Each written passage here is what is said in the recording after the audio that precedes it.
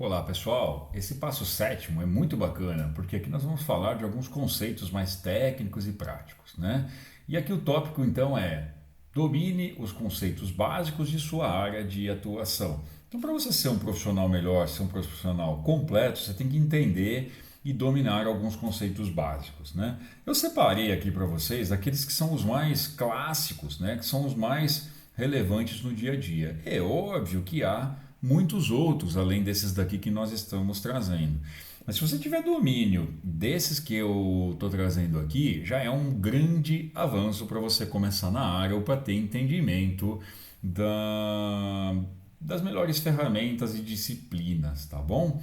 Então, o primeiro deles, o que a gente pode destacar, é a estrutura analítica de projetos, né? A EAP, também chamada de WBS, ela faz parte do processo de gerenciamento de projetos, né? A EAP visa o quê? A gente organizar as atividades dentro de um processo de projetos, dentro de um empreendimento, por exemplo, né? É eu classificar, por exemplo, as atividades, o que está dentro de estrutura de concreto, o que está dentro de fundações, e fazendo a quebra dessas atividades para eu poder ir organizando ali as famílias para o entendimento daquilo ficar mais amplo, né? Então a gente pode ter, por exemplo, uma estrutura analítica de projetos para orçamentos, como a gente pode ter uma estrutura para planejamento.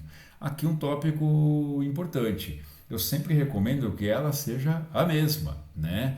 Que as coisas se conversem, que os códigos, por exemplo, sejam o mesmo, que a estruturação seja a mesma. É óbvio que às vezes a estrutura de orçamentos vai ser muito mais detalhada, porque ela vai lá no nível do insumo, da composição e tal, e de repente a estrutura de planejamento para no nível anterior. Mas os primeiros níveis, a minha recomendação é sempre que sejam iguais, tá bom? Procurem se informar um pouco mais, verem modelos assim de estrutura analítica de projetos para vocês se familiarizarem com os termos, né? Estrutura de locais do projeto, pessoal, é um negócio super importante, né? A estrutura analítica visa eu organizar as atividades de um projeto ou tarefas. A estrutura de locais do projeto visa justamente eu organizar como é que eu vou fazer a divisão do projeto em locais menores. Por exemplo, é a construção de um shopping center. Eu vou separar, por exemplo, a área do prédio principal, a área do estacionamento, a área dos edifícios de apoio. Dentro do prédio principal, eu vou separar, por exemplo, por pavimentos ou por alas. O setor de praça de alimentação, o setor de lojas, o setor de entretenimento.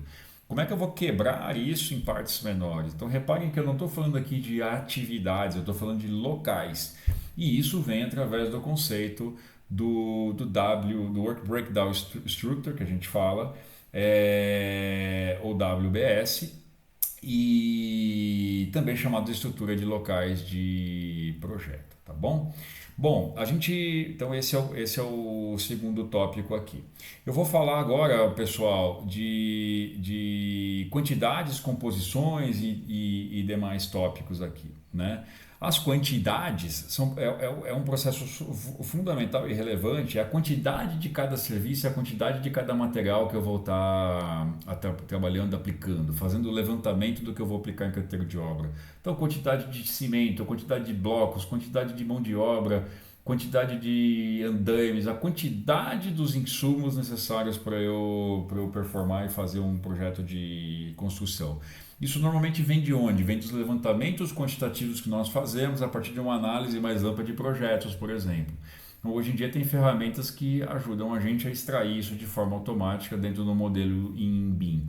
O modelo ainda mais clássico leva a gente a fazer um levantamento um pouco mais artesanal para poder fazer a extração de quantidades, né?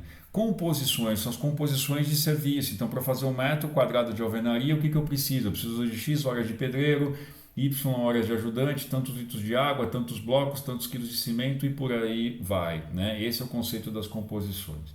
Os insumos são os recursos, né? Então, insumo, por exemplo, de material, areia, brita, cimento, bloco, né?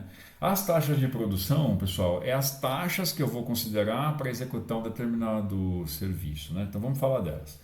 É, eu tenho uma taxa de produção que um pedreiro faz 10 metros de quadrado de alvenaria em um dia, né? Então está resolvido? Óbvio que não. Eu sei que um pedreiro faz 10 metros quadrados de alvenaria, mas qual é a quantidade, quantos metros quadrados de alvenaria eu tenho para fazer? Vamos supor que sejam 100 metros quadrados. Então, se um pedreiro faz 10, eu tenho 100 metros, então um pedreiro vai demorar 10 dias para fazer.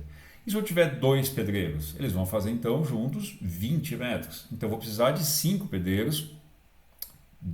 dois pedreiros durante 5 dias para poder fazer aquele processo acontecer. Então a taxa de produção a gente vai fazendo o cálculo dela associado à quantidade de recursos que eu tenho, por exemplo, nesse caso os pedreiros, e a quantidade de serviço que eu tenho para executar.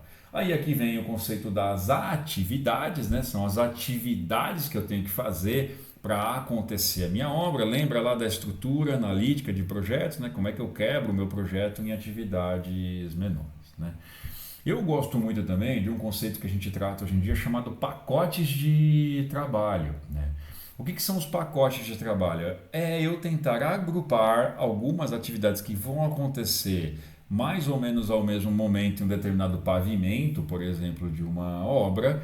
Eu classifico elas, eu agrupo elas em pacotes de trabalho, onde eu consiga organizar de uma forma mais fácil a minha produtividade ou a minha produção ou até mesmo as tarefas que eu vou discutir ali com o time, né? Então, isso são os pacotes de trabalho. Plano de ataque, pessoal. Plano de ataque é algo super relevante. É dos principais tópicos de obra, né? É como eu vou atacar a minha obra, por onde eu vou começar, qual caminho eu vou seguir, vou dividir a minha obra, não vou, eu começo da direita para a esquerda, da esquerda para a direita.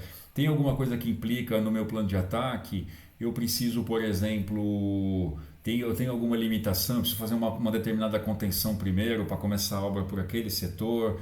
Eu tenho algum tipo de fundação especial que eu preciso chegar logo ali naquele lado da obra para começar a produzir aquela fundação. Então, assim, para o plano de ataque, eu tenho que levar em consideração características técnicas da obra e o melhor encaminhamento para saber se eu estou planejando da melhor forma o meu plano de ataque, tá? Bom, e aí eu vou falar aqui também da linha de base. Linha de base é o quê? É o plano, é o cronograma, é o planejamento completo que a gente se compromete, após ele ficar pronto, a gente se compromete perante a empresa, perante o cliente, perante as pessoas, os colaboradores, de que aquele plano é o que eu vou seguir como linha, como pano de fundo, é ele que vai nortear as minhas ações. A partir dali, todos os controles que eu vier a fazer vão estar direcionados a eu voltar para essa linha de base para saber o quanto que está sendo o desvio. E a linha de base, eu posso ter os desvios do topo do projeto, né? Eu previ que eu tenho que estar 30% de avanço acumulado até o mês X, eu posso estar em 25%, eu vou entender o que é aquela diferença. Assim como eu posso entender, por exemplo, se eu tenho alguma atividade específica que estava planejada para algum momento, como é que eu estou hoje em relação àquilo que eu havia planejado, tá bom? Bom, entrando aqui na questão do conceito de gerenciamento de projetos que eu já falei alguns passos atrás, né? É uma linha metodológica que visa ajudar na organização do projeto. A questão do valor agregado, pessoal, é como eu, de certa forma, pondero as minhas atividades, né? Qual atividade tem mais peso? Uma atividade que eu levo uma semana para fazer, por exemplo, a concretagem de uma laje, tem o mesmo peso do que eu fazer uma limpeza de um pavimento? As duas podem durar, por exemplo, 5 dias. Mas qual é mais relevante, mais importante, qual que pesa mais? Então, o valor agregado vem para ajudar a gente nesse processo, né? Também faz parte do conceito de gerenciamento de projetos. Um outro ponto relevante para sempre mostrar o caminho, se a gente está, né, seguindo a lógica correta, não são os indicadores, né? Os indicadores servem para quê? É como se fosse o cockpit ali do avião, né? Ou do carro. Serve para mostrar para a gente se a gente está na velocidade correta, se a gente está acima, se a gente está abaixo, né? A gente faz uma analogia que até o Google Maps aqui, né? Está me mostrando ali o caminho, mas e aí? Eu estou dentro da velocidade ali para poder garantir que eu vou chegar naquele tempo ou não? Tive um desvio no percurso, teve um acidente, vou ter que desviar a rota. Como é que está aquilo? Eu ainda vou ficar dentro do tempo? Não vou? Como é que eu recupero aquilo? Então, os indicadores vão ajudar a gente nessa visão. Medições a gente está falando de medição física, né? Eu apontar realmente o que está pronto ali dentro do canteiro de obras, e a gente está falando também de medição, por exemplo, de empreiteiro, né? Quanto que aquele cara produziu e quanto que ele vai receber. Curva Curva de avanço físico, pessoal, a curva nada mais é do que um gráfico que mostra os percentuais, por exemplo, que eu me comprometi, quanto que eu vou cumprir dia por dia, semana por semana ou mês por mês, e correlaciono aquilo se eu estou performando conforme eu deveria ou não. Ela traz isso de uma forma bastante visual para a gente, para eu saber se eu estou dentro do caminho que eu segui ou não. Cronogramas físicos, né? Cronogramas físicos a gente tem uma gama grande aqui, tem desde os cronogramas de barra, né? A gente passa pelos cronogramas que eu comentei com vocês baseado em locais, né? As famosas linhas de balanço. É muito legal a gente ter como pano de fundo aqui a questão do conceito do caminho crítico, né? São aquelas atividades onde eu não posso ter atrasos, porque aquilo vai comprometer eventualmente o meu prazo total do projeto, né? E aí, para complementar, pessoal, eu falo sempre o seguinte: suprimentos, né? É super relevante. Eu preciso ter os materiais na hora que eu preciso aplicá-los em obra, a mão de obra disponível no momento que eu preciso. Então eu não posso deixar para comprar um material em cima da hora. Eu tenho que ter padrão para as coisas, eu tenho que ter prazos, né? Eu tenho que ter acordo com fornecedores e com mão de obra. Por isso que o processo de suprimentos é super importante num processo de planejamento, né? E eu trago também a questão de projeções e tendências, né? O que significa projeções e tendências? Eu estou no meio de uma obra, né? No meio do prazo de execução. Eu tinha desenhado que eu deveria estar até X% até aquele momento, eu estou em Y. E o Y pode ser a mais ou pode ser a menos do que o X. Mas como é que as próximas atividades vão se comportar? Eu preciso fazer uma análise disso, né, do futuro, para saber se eu estou aderente àquilo que eu prometi no começo ou não. E aí as projeções e tendências ajudam muito a gente nessa visão. Quer ver um exemplo? Eu tenho um processo de construção de um edifício, estrutura de concreto, a cada 7 dias, por exemplo, eu vou ter uma laje. Hoje eu não estou fazendo em 7 dias, eu estou fazendo em 8. Né? Então já aconteceram algumas lajes, eu fiz em 8, então eu tenho um acumulado aqui atrasado. Só que se eu continuar acreditando que eu vou fazer em 7, mesmo o histórico mostrando que eu estou em 8, a minha projeção de futuro vai estar errada. Né? Então, ou eu tenho que tomar alguma ação para voltar aquele prazo, nesse exemplo para 7 dias, ou eu tenho que admitir que vão ocorrer em 8 dias, eu já tenho que simular isso para ver os impactos no projeto, tanto do ponto de vista financeiro quanto do ponto de vista de percentual. Então, por isso que as tendências são super relevantes, tá bom? Bom, eu abordo aqui também o tema Lean Construction, né? O Lean Construction eu já falei um pouquinho também para vocês. É um conceito bastante amplo, que tem várias ferramentas, várias diretrizes ali dentro, que eu recomendo que vocês se aprofundem, né? Por exemplo, né, eu falei já da questão da eliminação de desperdício, geração de fluxo e gerar valor para o cliente, né? O Lean engloba muito, pessoal, fazer mais com menos, tá? Sem custar, obviamente, a mais. É o tornar um processo muito mais produtivo. Ele traz resultados fantásticos, assim, do ponto de vista de longo, médio e curto prazo, né? E, de novo, ferramenta super simples de ser aplicada, basta, obviamente, eu ter capacitação das pessoas e querer fazê-lo. Dentro do conceito do Lean, tem um sistema muito legal chamado Last Planner System. É um sistema desenvolvido também há alguns anos atrás por dois professores aí de renome. E esse sistema, pessoal, ele engloba, de novo, muito assim, ele tem ali 5 passos recomendados para a gente poder fazer um sistema de gestão dentro de um canteiro de obras, mas ele tem como base ser um processo social, um processo que envolve as pessoas nas discussões e nas definições de meta. Então o Last Planner, o Lean também, o Last Planner é um sistema chamado de colaborativo. Eu preciso da colaboração das pessoas para construir os planos em conjunto. É muito diferente daquele modelo clássico, onde de repente eu, como gestor, determino qual que é o cronograma da obra sem ter o envolvimento das pessoas. E aí depois, obviamente, o comprometimento de quem não foi envolvido é bastante diferente, tá? E aí eu trago aqui o conceito do TACT Production, também é um conceito bastante amplo que merece uma investigação maior de vocês, que ele visa basicamente eu ter um fluxo de produção bastante cadenciado para eu evitar os desperdícios e os gargalos e a falta de fluxo de produção em obra, né? Então é o que a gente chama do tact, da batida, do ritmo, né? A cada X dias eu tenho um pavimento pronto de alvenaria, a cada Y dias eu tenho um pavimento pronto de pintura. Então ele visa determinar a cadência dos processos, das atividades, para que me faça convergir e que eu consiga ter, obviamente, um cronograma bem feito e um prazo cumprido, né? E eu trago aqui também o que a gente chama de LBMS, Location Based Management System. Eu gosto demais desse modelo, eu me especializei nesse tópico. É um sistema que visa também você fazer um planejamento no modelo em linha de balanço, onde o local é o processo primeiro que eu determino, analiso, obviamente, ao longo do tempo as atividades que estão ali performando, mas eu uso quantidades para poder calcular as atividades, uso as taxas de produção, os recursos que estão ali alocados. Analiso, por exemplo, os riscos inerentes às atividades, né?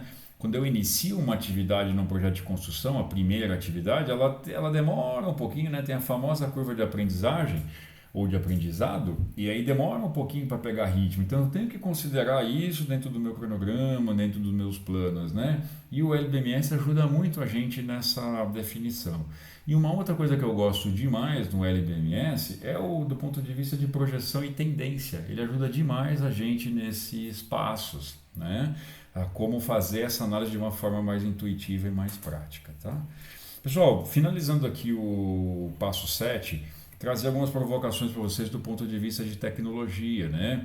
A gente fala muito do VDC, que é o Virtual Design Construction, a gente fala muito dos modelos em BIM, e aí aqui eu acoplo 3D, 4D, 5D, 6D, 7D e vão vários Ds aí para frente, né? Qual que é basicamente aqui a ideia, né? O modelo em BIM é uma plataforma que visa basicamente você ter comunicação entre as pessoas e está todo mundo trabalhando na mesma página, em cima de um mesmo modelo de informações, né? E ele é fantástico porque em cima daquela base eu posso tomar decisões, eu uso aquela base tanto para projetar, quanto para orçar, quanto para planejar, quanto para controlar o meu projeto, né?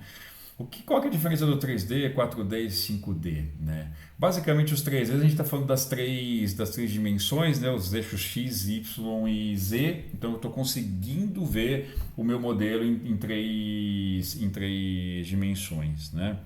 O 4D a gente está acoplando ao modelo de 3D o movimento, né? Então é como se fosse como se eu estivesse vendo um filme né, virtual de como vai acontecer o meu projeto de construção. E aí consultem aí, pesquisem um modelo também chamado de gêmeos digitais ou Digital Twin, que é um conceito também bastante relevante, que ele visa basicamente o quê? Eu espelhar da melhor forma possível algo que vai acontecer no futuro no momento atual. Quanto mais perfeita for essa simulação, mais perto da realidade do que vai acontecer a obra eu estarei e mais elementos eu vou ter para tomar decisão o quanto antes no meu projeto. Isso vai ser super relevante, né? E o 5D, ele engloba o quê? Dentro do modelo do 3D acoplado ao 4D, que é o tempo, eu trago, por exemplo, a questão de extrair quantidades dentro do modelo, de eu conseguir trabalhar com a alocação de custos. Por que que isso é fácil, né? Porque se eu tenho qualquer alteração no projeto, eu já alimento o modelo de forma automática, que já alimenta o meu processo, por exemplo, de orçamento e de planejamento. Então, essas ferramentas aqui, os processos aqui mais digitais, ele ajuda muito a gente a ganhar velocidade e ter mais qualidade de informação. E também ajudam muito a gente na questão de ser um processo muito visual, né? Então, eu super recomendo também que a gente cada vez mais invista nisso, porque o retorno é bacana. Ainda tem um custo associado, obviamente, para implementar essas ferramentas, mas eu acho que o ganho que ele traz para a gente a médio e longo prazo é fantástico, tá bom? Bom, passei aqui pelos principais conceitos, então, dentro de gerenciamento de projetos e dentro do que a gente chama dos conceitos de Lean. Eu espero que vocês tenham aproveitado bastante esse passo 7 e vejo vocês daqui a pouquinho no nosso próximo passo, o nosso bônus aqui final. Tá bom, pessoal? Obrigado mais uma vez aí pela participação e pela presença aqui de vocês. E lembrando que eu vou aguardar as contribuições de vocês nas nossas redes sociais, nos nossos chats aí de comentários, tá bom? É super relevante que vocês tragam tópicos aqui, será um prazer poder contribuir com vocês. Valeu, até daqui a pouquinho.